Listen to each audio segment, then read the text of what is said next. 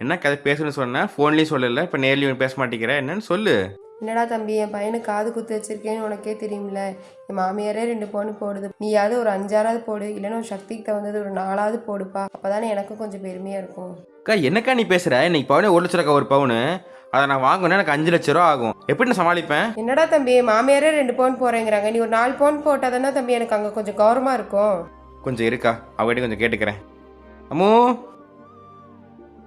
அக்கா பசங்க காது குத்து வச்சுக்கிறாங்கல்ல, அவங்க மாமியார் 2 பவுன் போடுறாங்களாம். அதான் நம்ம ஒரு 4-5 பவுனாச்சும் போடணும்னு அக்கா எதிர்பார்க்குறாங்க. அதான் ஒன்றே ஒருத்த கேட்கலான்னு கூப்பிட்டேன். நீங்கள் பேசினதெல்லாம் கேட்டுட்டு தாங்க இருந்தேன். அக்கா சொல்கிறதும் சரிதான். ஏன்னா நம்ம போட்டோம்னா தானே அவங்களுக்கும் கௌரவமாக இருக்கும். கடனை உடனே வாங்கி நம்மளால் முடிஞ்சதை பண்ண வேண்டியதை பண்ணிடலாங்க. சரி சாமி, பண்ணிடலாம். சரிங்க. சரிக்கா, நான் எப்படியும் சமாளித்து பண்ணிடுறேன். நான் சொன்னேன் கேட்கல, உன் பொண்டாட்டி சொன்னேனே உடனே செய்கிறேங்கிற. அக்கா ஒரு விஷயம் நல்லா புரிஞ்சுக்கா, அவன் என் பொண்டாட்டி. இந்த வீட்டில் நான் எதுவும் முடிவு பண்ணாலும் அவளும் வார்த்தை கேட்டு தான் முடிவு பண்ணி ஆகணும். சரி, இப்போ நான் கேட்ட பாண்ட என்ன சொல்லிட்டு போனா, கடை வாங்கச்சி பண்ண சொல்கிறாள்ல. ஆனால் அவள் யோசிச்சாளா? இங்கே பாருக்கா, அவன் நம்ம நேரத்தையும் அவள் குடும்பமாக தான் பார்க்குறா. ஆனால் நம்ம வீட்டில் தான் அவளை அடுத்த வீட்டு பிள்ளைய பார்க்குறீங்க. இதுவே அம்மாவாக இருந்தால் நான் அம்மாட்டே கேட்டிருப்பேன்ல.